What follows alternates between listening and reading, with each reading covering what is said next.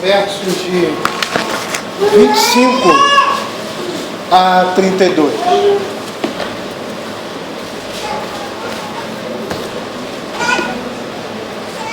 No domingo passado, à noite, retrasado, nós tivemos aqui um momento do nosso culto em que recebemos algumas pessoas como membros da nossa igreja, e tivemos uma pública profissão de fé, que foi a pública profissão de fé da Júlia. E nesse momento nós começamos a pregar sobre a parábola do filho pródigo. E eu disse que nós íamos pregar essa parábola em dois momentos. O primeiro momento seria aquela parte da parábola em que o filho mais moço sai de casa e retorna, arrependido, e o seu pai o recebe em casa e dá uma festa, como diz lá o verso 24, porque este meu filho estava morto e reviveu, estava perdido e foi achado. Começaram a regozijar-se. Só que a parábola não para aí, ela continua. E para nós entendermos o que essa parábola significa, nós precisamos abordar esses dois aspectos da parábola. Geralmente, quando essa parábola ela é apresentada, somente a primeira parte é enfocada. Mas nós vamos perceber que o que nós temos aqui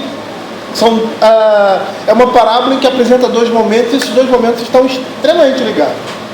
Eu gostaria de começar a leitura do capítulo 15, no verso 1 e 2, depois nós iremos passar para o verso 25, que a motivação da parábola está aqui.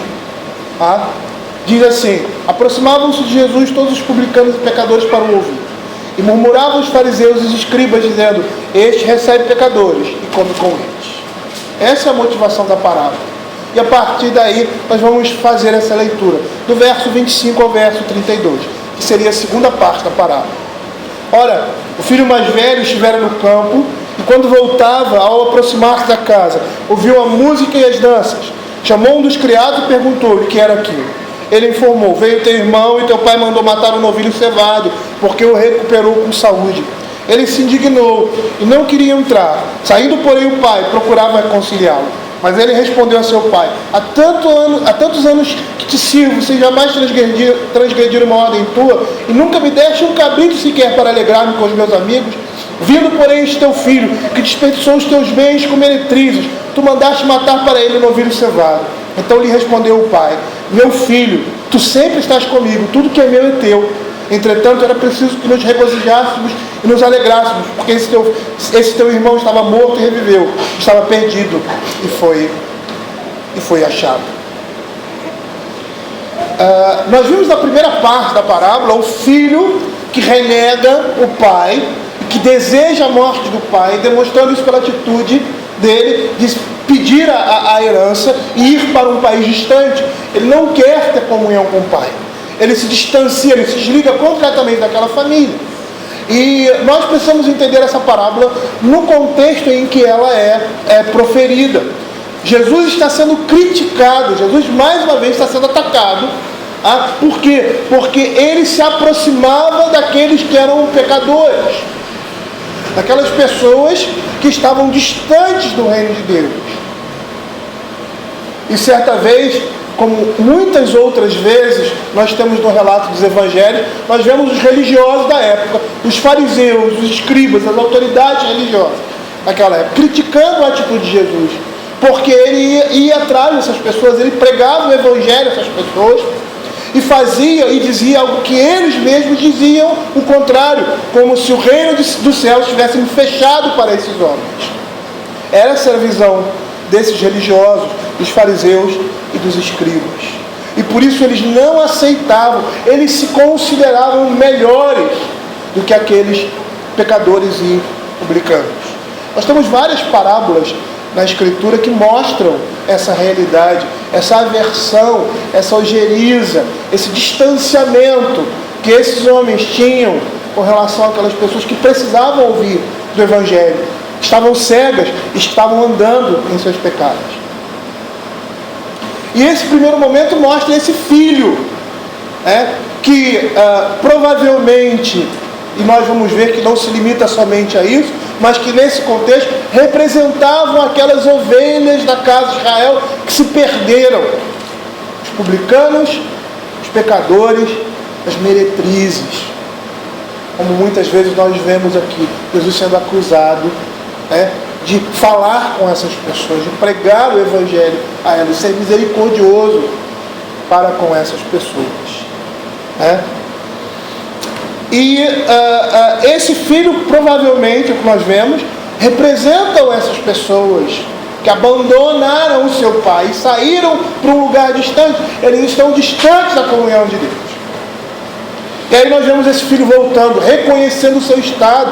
E ali nós vimos que a expressão caindo em si representava que ele sai de um estado de torpor, de loucura, de alienação das coisas de Deus. E reconhece no seu estado a carência e a necessidade que ele tem de retornar à casa do pai. E aí ele retorna à casa do pai. E o pai faz uma coisa que não se vê naquele tempo. Um homem correndo em direção a um filho maltrapilho, todo esculhambado, voltando para a casa do pai, arrependido do seu pecado, massacrado pelo mundo e pela sua condição pecaminosa. E aquele homem sai em direção àquele filho. Nós vimos que na cultura, a atitude dele, daquele homem, daquele senhor, daquele homem que era proeminente naquela sociedade, correr era vergonhoso. Mas ele faz aquilo, porque se o filho entrasse na aldeia, sem a sua aprovação, sem o seu aval, ele poderia ser apedrejado, poderia sofrer zombarias e coisas do gênero. E aí aquele homem se humilha e vai buscar aquele rapaz, para que todos percebam que agora ele se reconciliou com seu pai. E aí nós vemos a festa que ele dá, pelo retorno do seu filho. Os sinais que mostram a reconciliação e o perdão que lhe foi dado a partir do arrependimento, do reconhecimento que aquele homem estava perdido, de que ele estava perdido. Coloca-se um anel no dedo, coloca-se novas sandálias, porque ele estava descalço e agora ele não é mais escravo, é um filho. Agora ele está na mesma situação que antes estava, antes de ter saído de casa. Ele agora recebe as marcas daquela família. Ele veste a roupa do seu pai. Ele agora volta e torna-se, mais uma vez, filho e não escravo, como ele mesmo gostaria de ser. E aí, nesse momento da festa, o filho mais velho volta do campo. E aí começa a segunda parte dessa parábola. Por quê? Porque Jesus também queria, de certa forma, ele queria atacar esses dois lados. Ele estava mostrando essas duas realidades que estavam acontecendo ali. Esses publicanos e pecadores que estavam sendo recebidos do reino do céu, e a palavra de Deus diz, Jesus Cristo diz, publicanos e pecadores, os que precedem no reino de Deus, falando aos fariseus e aos escribas, aos hipócritas, aos religiosos hipócritas daquela época. E aqui nós vamos ver essa imagem que extrapola a figura do fariseu, e nós vamos ver isso. A parábola ela só vai se completar com essa segunda parte. E nós vamos perceber que o que acontece agora é semelhante ao que aconteceu anteriormente. Existem alguns elementos estruturais da parábola que são extremamente representativos, porque esses dois momentos eles são momentos paralelos. E nós vamos perceber isso. Por exemplo, o filho mais velho que está distante da casa e retorna, semelhante ao filho mais novo. Ele não entra na casa, nem participa da festa. É a mesma coisa que o filho espera do lado de fora. O pai vai encontrá-lo lá. Nós vamos perceber que a estrutura da parábola aparenta uma falta de desfecho. Nós vemos o filho mais novo saindo de casa, passando o que passou, retornando, se envergonhando do seu pecado, retornando para casa, o pai indo ao seu encontro, trazendo ele para dentro de casa e fazendo uma festa, porque aquele filho que estava morto reviveu. Agora, na segunda parte da parábola, nós vemos essa mesma estrutura. O filho que estava distante da casa, ele retorna. Ele agora fica do lado de fora, o pai vem para reconciliá-lo, mas ele não entra e não participa da festa. A estrutura da parábola pede um desfecho, mas parece que esse desfecho fica em aberto. É o que nós vemos lá no verso 31 e 32. Então lhe respondeu o pai: meu filho, tu sempre estás comigo, tudo que é meu é teu. Entretanto era preciso que nós regozijássemos e nos alegrássemos, porque esse teu irmão estava morto e reviveu, estava perdido e foi achado. A parábola para aí, parece que esse era o objetivo de Jesus, deixar esse momento em aberto. Em aberto para quê? Para que aqueles homens que estavam escutando a parábola refletissem, para que eles pudessem também ter o mesmo desfecho, ou não, dessa história na sua primeira parte. Comamos e regozijemo-nos, porque este meu filho estava morto e reviveu, estava perdido e foi achado. Nós vimos aqui que o pai sai atrás do filho mais velho e tenta a reconciliação. É o que você vê no verso 28. O filho se indignou e não queria entrar. Saindo, porém, o pai procurava reconciliá-lo. E a partir dessa reconciliação, deveria haver o desfecho da reconciliação do pai com o filho mais velho e do filho mais velho com o irmão. Esse seria o desfecho. Mas parece que isso não acontece. Eu gostaria de percorrer essa parábola com os irmãos, e que os irmãos estivessem prestando bastante atenção nessa história. No verso 25, ele diz que o filho mais velho estivera no campo. E quando voltava, aproxima-se da casa, ouve a música, chama um dos criados, mas não entra na casa. É interessante, porque um filho que tem um relacionamento comum, normal com o pai, ele entraria na casa sem desconfiança alguma para participar da festa. Mas ele não faz isso, Imagine, na nossa cultura, há uma grande diferença aí, da nossa cultura com a cultura oriental daquele tempo.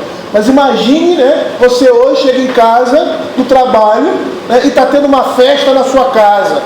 E aí você já conhece seu pai, sabe como é que seu pai é? Seu pai é um homem festeiro. E aí o que você faz? Você entra, se apressa a entrar. Não foi o que aconteceu. Aquele homem estava desconfiado. Parece não, a alegria do pai não era a alegria dele. E o texto diz assim, chamando um dos criados, perguntou-lhe. Aí uma variação que dizem que essa palavra aqui não seria criado, mas seria um menino. Porque nas festas antigas, as crianças ficavam de fora. E os jovens, em algumas situações, participavam. Os mais velhos participavam. E as crianças ficavam à porta da casa, brincando, escutando a música, e do lado de fora. Mas isso aí não é importante. Mas aí a Escritura diz que ele chamou um criado. É interessante porque quando você vai para o original, do grego, o verbo no tempo imperfeito dá a ideia de que ele fez várias perguntas. Então ele indagou várias vezes, fez várias perguntas diferentes àquele criado, àquele jovem, do que estava acontecendo. E isso demonstra a sua desconfiança. Ele estava desconfiado. Eu não sei se eu estou fazendo uma interpretação correta, e parábola é complicado você interpretar parábolas, porque às vezes você pode extrapolar. Mas é interessante porque a desconfiança desse jovem, se fizermos um paralelo com os fariseus, vai demonstrar a desconfiança que esses homens tinham da misericórdia e da graça de Deus. Certa vez Jesus, lá em Mateus capítulo 23, ele diz assim, que os fariseus faziam tudo bem, davam dízimo, eram criteriosos no cumprimento externo da lei, mas a misericórdia, a justiça e a fé estavam distantes.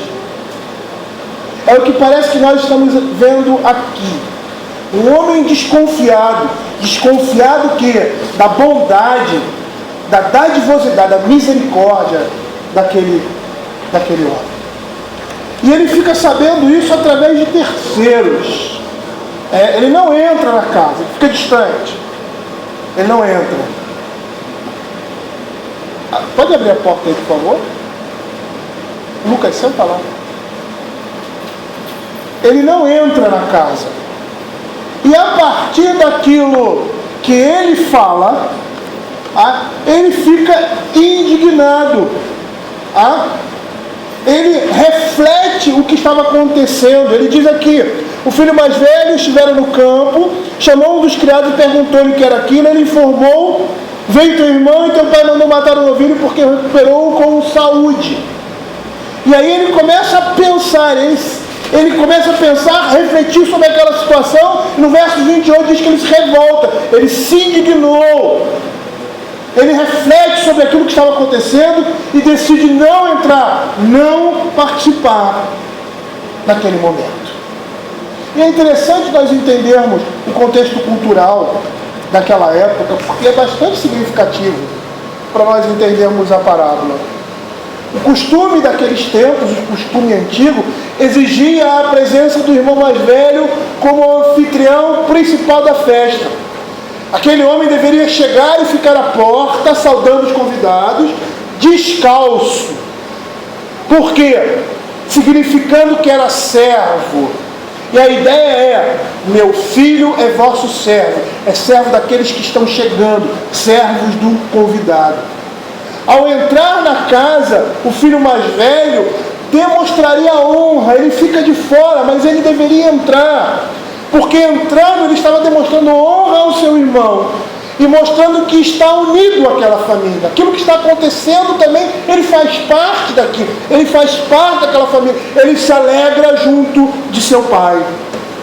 E esperava-se nessa situação que ele se congratulasse publicamente com seu irmão, demonstrando honra especial a ele, como hóspede de honra de seu pai. Porque era isso que estava acontecendo ali. Com aquela festa, aquele homem está dizendo: esse meu filho é um hóspede de honra. E aí ele estaria também honrando o seu pai. Se ele não concordasse, como ele não concordou com a atitude do pai, ele deveria fazer isso, demonstrar isso após a recepção. Ele não poderia de forma alguma fazer o que ele fez na frente de todos os convidados. Ele deveria deixar que todos fossem embora, e se queixar ao seu pai em particular e mostrar as suas razões.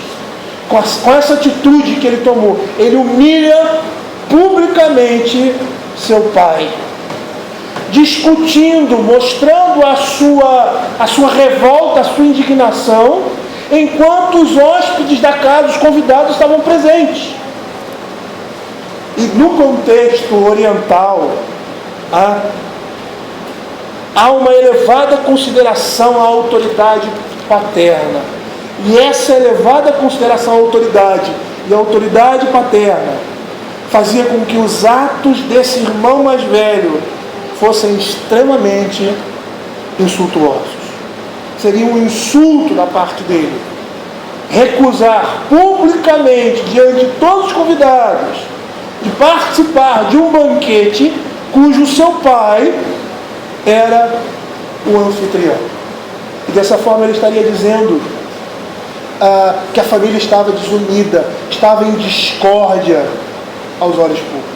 Isso é tão sério, isso é tão grave, que na literatura árabe conta essa história de um rei que queria vender as suas terras, e percebeu que iam fazer uma mudança ali naquela região, ia passar um rio, alguma coisa assim nesse sentido, e as suas terras iam perder grande valor. Ele usou de uma malícia e de uma sagacidade pecaminosa. O que ele fez? Ele fez um banquete na sua casa e disse ao seu filho para que nesse banquete o desrespeitasse. E aí o que aconteceu? Houve houve a festa, na frente dos convidados, esse jovem desrespeita o seu pai. E como ele era o rei daquela região, ele condena o filho à morte naquele momento. E aí os seus convidados dizem: não, senhor, não faça isso e tal. Tentam amenizar aquela situação, e ele diz assim: eu estou envergonhado com essa atitude, porque eu não vou matar meu filho, mas eu vou sair dessa cidade, eu vou embora daqui. E aí vende todas as suas propriedades. E essa foi a desculpa para vender as suas propriedades e não ser, na realidade, reconhecido ou reconhecer o que estava por trás. As suas terras iriam perder um grande valor. Naquela cultura, o insulto e o desrespeito à autoridade paterna era algo extremamente grave. E foi aquilo que aquele homem mais velho, filho mais velho, fez. Insultou publicamente seu pai, da mesma forma que fez o filho mais novo ao sair de casa. A ira daquele rapaz e a recusa são insultos públicos profundos contra o seu pai. E aí o que se esperava da atitude do pai diante daquela situação? Esperava-se que aquele homem fosse punir aquele jovem por causa da insolência pública que lhe foi feita. Mas o que acontece? Mais uma vez, o pai sai de casa em humilhação pública, demonstrando amor e paciência inesperados para com aquele filho. O pai age mais uma vez como um conciliador. E o que se espera daquilo é a reconciliação. Mas isso não acontece. A parábola fica em suspenso, como nós vimos. Tá? Mas as palavras desse filho, a situação toda, é extremamente reveladora. E a maneira como aquele homem se refere ao seu pai, as palavras que ele usa, demonstram o seu relacionamento, o relacionamento do pai, do filho com aquele pai. Perceba lá no verso 29, ele diz assim: mas ele respondeu a seu pai: há tantos anos que te sirvo, sem jamais transgredir uma ordem tua, e nunca me deste um cabrito sequer para alegrar com meus amigos. Percebam aqui que os amigos do pai não eram amigos do filho. E aí nós podemos entender que falta o quê? Falta comunhão entre esse filho e esse pai. A atitude dele demonstra uma atitude de servo, ou melhor, de escravo e não de filho. A palavra que ele usa aqui: há tantos anos que te sirvo, servir como escravo. Essa é a ideia. Ele não tinha um espírito de filho, ele tinha um espírito de escravo. O relacionamento que ele mantinha com seu pai era um relacionamento de obras e méritos. Quando ele diz assim: eu trabalhei, onde está o meu pagamento? Ele diz assim: há quantos anos te sirvo sem jamais transgredir uma ordem tua, e nunca me deste um cabrito? É como se ele estivesse dizendo assim: eu trabalhei por ti, eu fiz. E o que eu recebi? Nem um cabrito, eu não recebi nada. Ele diz: jamais transgredi uma ordem tua. Na realidade, queridos, esse homem insulta o seu pai diante de todos. Ele apresenta uma obediência superficial, mas ele é um filho rebelde, tanto quanto o outro que foi embora. Como jovem rico. Abram aí Mateus capítulo 19. Mateus capítulo 19, verso de 20 a 22. Olha o que diz: replicou-lhe o jovem: tudo isso tenho observado, que me falta ainda? Disse-lhe Jesus: se queres ser perfeito, vai, vende os teus bens, dá aos pobres e terás um tesouro no céu, depois vem e segue-me. Tendo, porém, o jovem ouvido essa palavra, retirou-se triste por ser dono de muitas propriedades. Aquele homem, esse jovem aqui, esse jovem rico, ele era um homem que cumpria a lei, como ele diz aqui no verso 18. Ele fala assim: e quais são os mandamentos que ele seguia? Não matarás, não adulterarás. E ele diz: tudo isso tem observado no verso 20. Ele externamente cumpria a lei, mas o seu coração estava distante do Senhor. Ele era rebelde. Ele nunca, o jovem, o irmão mais velho, desobedeceu externamente, mas seu coração está distante do Senhor. Um rabino certa vez disse a diferença sobre esse texto entre o irmão mais velho e o irmão mais novo era que o mais novo estaria distanciado e rebelde enquanto estava ausente da casa, mas o mais velho estava distanciado e rebelde em seu coração enquanto estava em casa. O distanciamento e a rebeldia do filho mais jovem tornaram-se evidentes pelo fato de ele ter se rendido às suas paixões e pelo seu pedido de abandonar a casa do pai. O distanciamento do filho mais velho tornou-se evidente em sua ira e em sua recusa de entrar na casa. Na realidade, o que essa parábola está mostrando aqui, que esses dois filhos estavam na mesma condição, eles estavam perdidos. Um sabia disso, outro não. Mas os dois estavam na mesma condição. E a atitude desse filho mais velho é uma atitude mais vil e mais dolorosa do que aquele que foi embora e partiu. Certa vez o Senhor Jesus contou uma parábola sobre dois filhos, mais uma vez. Um filho que ele chega para ele e diz assim: olha filho, vá para a minha colheita e faça assim, assim, assim. Ele diz: não vou fazer. E vira as costas e vai embora. E no meio do caminho ele se arrepende e volta e faz. O outro filho diz para outro filho assim: filho, vai fazer isso na minha colheita, na minha vinha. E aí ele diz: eu vou fazer. E não faz. E ele diz: qual dos dois fez a vontade de Deus? O primeiro que se recusou a fazer e que se arrependeu e fez, ou o segundo que disse que ia fazer e não fez? É isso que nós estamos vendo aqui. Nas palavras desse filho mais velho, que ficou em casa, que obedecia ao pai, na realidade, ele estava enganando a si mesmo e enganando o seu próprio coração. E a rebeldia, o ódio que ele tinha pelo seu pai é demonstrado nas suas palavras. Olha o que o verso 27 e 29 dizem.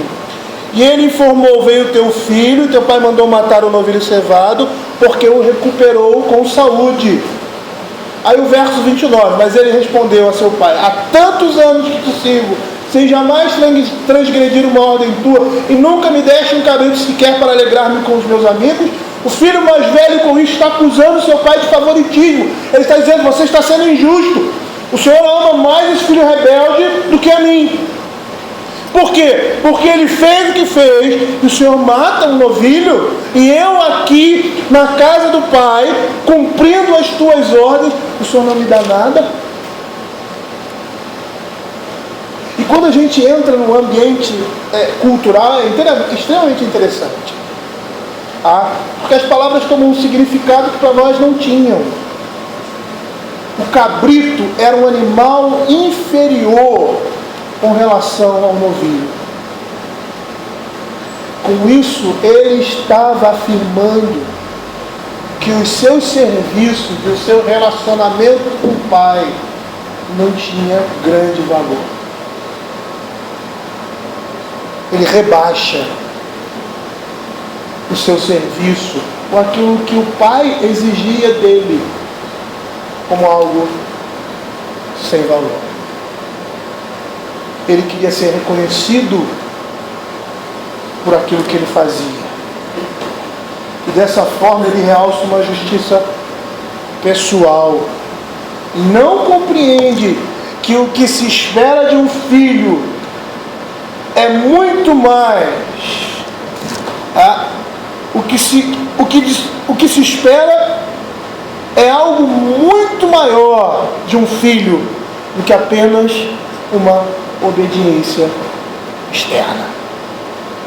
É isso que um pai espera de um filho. É muito mais do que uma obediência externa.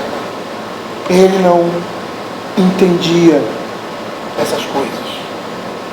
E aí ele deixa de sair do seu íntimo toda a sua raiva, todo o seu descontentamento que vinha sentido por muitos anos e que agora ele desabrocha por ver a misericórdia e a bondade do seu pai. E é sempre assim, queridos, que esses homens são caracterizados. É sempre assim que você vê a vileza no coração do homem. Quando você vê Deus abençoando determinadas pessoas, você se revolta por isso. Se lembra da parábola dos trabalhadores da vinha?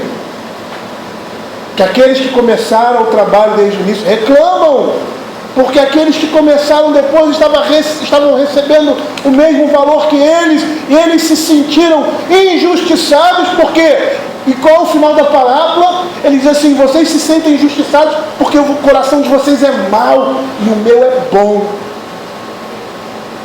É isso que nós estamos vendo aqui. Esse homem está rejeitando a misericórdia e o amor de Deus. Está sendo dispensado aqueles que precisam, aqueles que têm necessidade. Homens como nós, pecadores, que necessitam da graça e da misericórdia de Deus.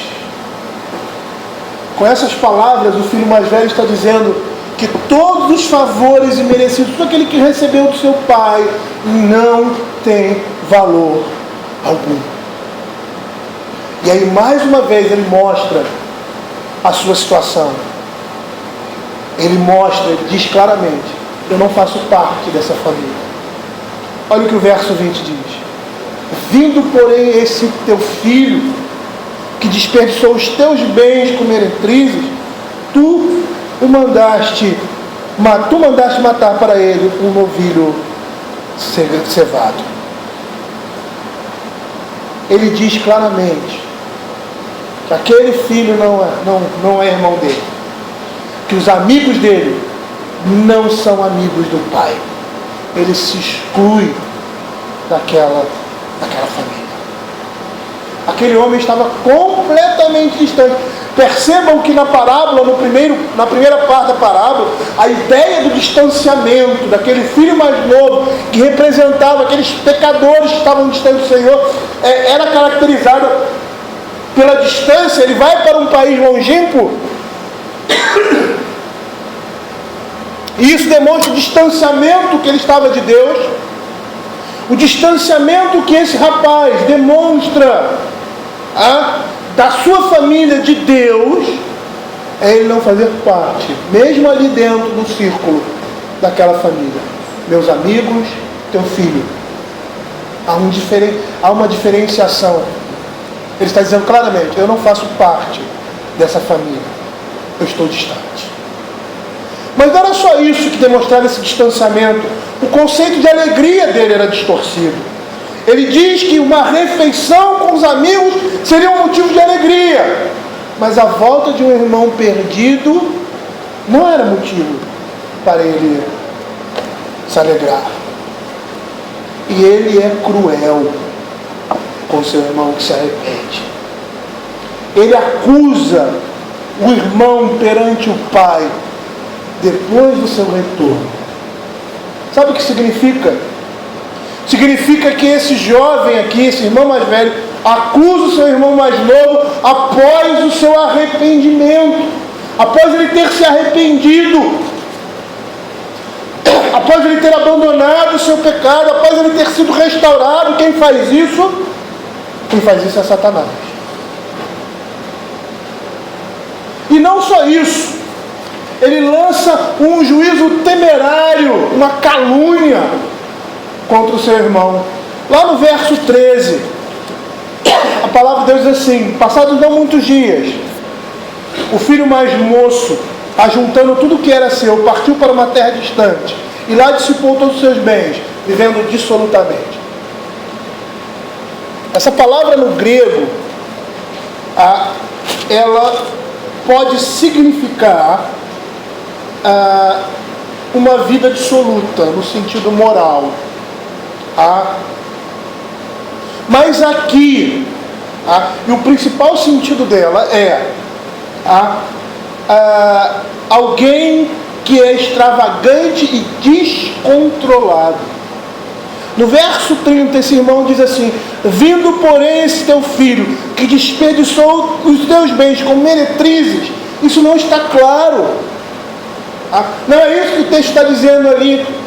Pode ser até que tenha acontecido, mas não é isso que o texto diz. Na realidade, ele lança uma calúnia sem saber. Ele diz: olha, o teu filho gastou o teu dinheiro com meretrizes. Mas a ideia do texto ali é alguém que gasta esse dinheiro de forma desordenada, extravagante, descontrolada.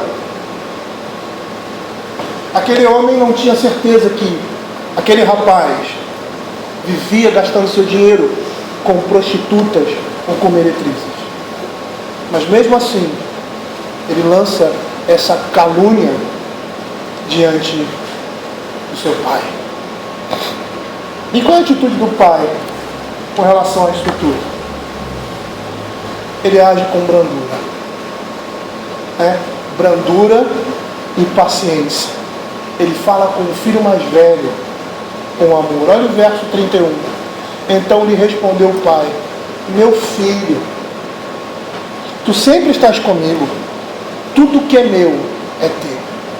Essa expressão aqui, meu filho, no original grego, nós temos algumas palavras para dizer, para se referir a filho. São duas: teknon e ios. E essa palavra aqui, que é teknon, que eu acho, assim, a tradução seria essa. Tem um aspecto familiar, tem um aspecto de carinho. É como se ele tivesse: meu menino, a minha criança. Essa é a ideia. É uma expressão mais carinhosa. Essa foi a atitude do pai diante da rebeldia, da obstinação, da revolta daquele filho, chamá-lo em amor. E aquela chamada de amor deveria produzir naquele homem humilhação e arrependimento. Imagine você revoltado com alguma coisa. Já aconteceu isso com vocês aqui? Revoltado com uma coisa, brigou com o irmão, sei lá, aconteceu alguma coisa, e aí seu pai chega naquela situação. Ao invés de chegar de forma grosseira ou bruta, que é pecado, ele chega de forma branda e diz assim: meu filho, o que aconteceu? Não fica assim. E aquele jovem deveria desmontar diante daquilo, porque é isso que nós fazemos. Quando alguém vem com uma palavra mansa diante de nós nos rendemos. Mas não foi isso que aquele jovem fez. Aquela atitude daquele homem deveria gerar humilhação e o arrependimento, porque o pai está vindo docemente falar com ele. Entretanto, o que acontece? Ele prorrompe em arrogância. Ele é arrogante. Ele rejeita completamente essa atitude carinhosa e o amor do pai sendo direcionado para ele. E nós poderíamos perceber que a atitude do pai tem alguns pontos essenciais aí. Em primeiro lugar, ele faz um apelo para aquele filho se regozijar com o retorno do irmão. A alegria do pai deveria ser a alegria dele também. Em segundo lugar, ele afirma que os direitos deles estava garantido. Ele diz: tudo que é meu é teu. O retorno do filho mais novo não alterava a sua condição e o seu direito. Ele tinha a maior parte da herança. Era isso que acontecia. O filho primogênito levava 2/3 da herança e o restante dos filhos ficavam com o resto. O primogênito, ele recebia a maior parte da herança, porque ele tinha também uma maior responsabilidade diante da família. Naquele momento, a herança foi dividida da mesma forma. Lembram? Lá no início, o pai não só dá a herança para o filho, porque quando o filho pede, ele divide para os dois, ele quer ser justo. E o filho mais velho deveria ter dito: não, meu pai. Até mesmo em resposta à atitude ingrata do filho mais novo: não, meu pai, não preciso receber a minha herança. Eu estou contigo o tempo todo, não tenho essa necessidade. Mas o que ele faz? Ele se cala, ele recebe essa herança. Mas ele não podia usufruir, ele não podia gastar, ou melhor, vender, como fez o filho mais novo. Ele podia sim usufruir da sua herança como estivesse debaixo, né, da autoridade do pai. Ele poderia usufruir daquilo, mas não ao seu próprio prazer. Mas com isso, ele estava dizendo que queria fazer o mesmo que o seu irmão fez. Ele estava desejando a morte do seu pai. E sabe qual é a diferença desses dois irmãos? O filho mais novo, ele é um pecador honrado. Ele foi sincero com seu pai. Ele disse tudo que estava no seu coração. O filho mais velho era um santo hipócrita. Escondia seus sentimentos no coração, permanecia todo o tempo na casa, mas odiava seu pai. Ele negava ter qualquer relacionamento com seu irmão e, consequentemente, com seu pai. As suas palavras diziam isso: esse é teu filho. Ele se exclui da família. Ele não fala o meu irmão.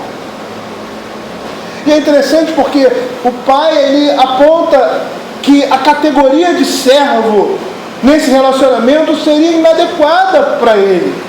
O filho não está em condição de ser pago. Olha o que diz ali no verso 29. Tantos anos que te sirvo, jamais transgrediram uma ordem tua, e nunca me deste um cabrito sequer. Aí lá no verso 1 ele diz: meu filho, tu sempre estás comigo, tudo que é meu é teu. O relacionamento do pai com o filho não era o mesmo relacionamento do pai com o servo, do senhor com o servo. Ele não estava num relacionamento de troca, pelo contrário, tudo aquilo que era do pai era dele. Mas ele não entendeu essa condição devido à oferta de amor do pai, quando ele sai da casa e tenta a reconciliação. E é interessante porque o discurso que esse homem apresenta é um clamor para que o filho entenda a graça que estava sendo manifestada. Lá no verso 32 ele diz, ele lembra que ele é seu irmão. Ele diz assim: porque esse teu irmão é um apelo apaixonado. É como se ele estivesse dizendo assim: venha fazer parte dessa família, entre e participe conosco.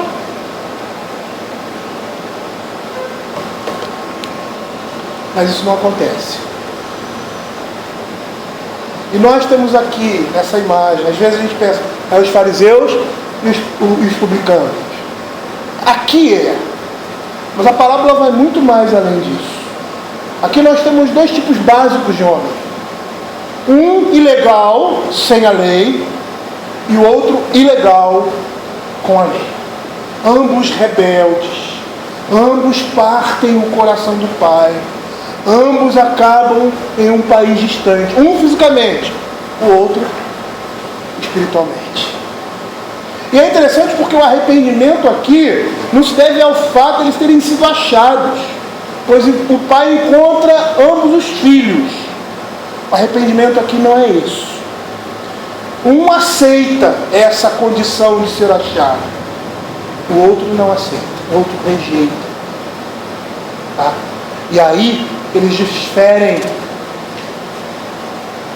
em sua reação para com o amor do Pai. Queridos, eu não sei se vocês perceberam o que está por trás disso aqui.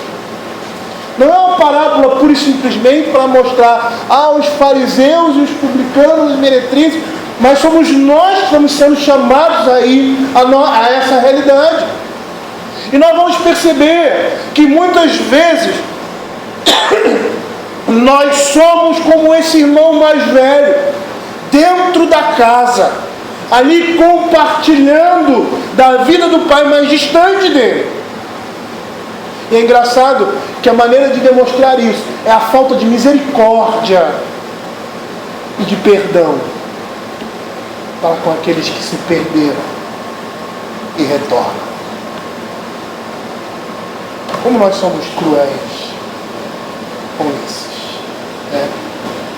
Como nós demonstramos isso quando agimos dessa forma? Porque estamos dizendo a mesma coisa que aqueles homens disseram. Esses homens, essas pessoas, elas não têm jeito. graça de Deus não nos alcança. O distanciamento, tá? Daqueles que estão ali, vivendo na casa do Pai, tá? Mas estão distantes, porque o seu relacionamento com Ele é um relacionamento de troca. Eu dou e eu dou e Ele recebe de volta. É um relacionamento de méritos. Acha que merecemos alguma coisa porque fazemos isso, porque obedecemos assim no assado. E aí estamos mostrando que estamos tão distantes de Deus quanto aqueles que estão comendo lavagem de porco. O que nós estamos vendo aqui é o oferecimento da graça de Deus. É Deus sendo gracioso e amoroso para aqueles que não merecem. Eu tinha um professor no seminário que ele resumia o Evangelho em algumas parábolas, dizendo assim, e essa era uma parábola que ele citava também: os que não merecem ganham, e os que não merecem não ganham. Os que não merecem ganham, e os que merecem não ganham. É o que nós estamos vendo aqui. Aqueles homens achavam que mereciam o reino dos céus, mas eles estavam distantes do reino dos céus. E aqueles que sabiam que não mereciam o reino do céu, como um publicano ali, ser propício a mim, pecador, não conseguem levantar os olhos aos céus, porque não conseguem encarar, mesmo de forma espiritual, a Deus, porque Deus estava presente ali no templo. Ele sabia que não merecia nada de Deus, mas ele recebe. Ele recebe, porque o Evangelho, o reino de Deus, se alcança por meio da graça. É nos méritos de Cristo, em Cristo, que nós recebemos todas as coisas. Vamos orar.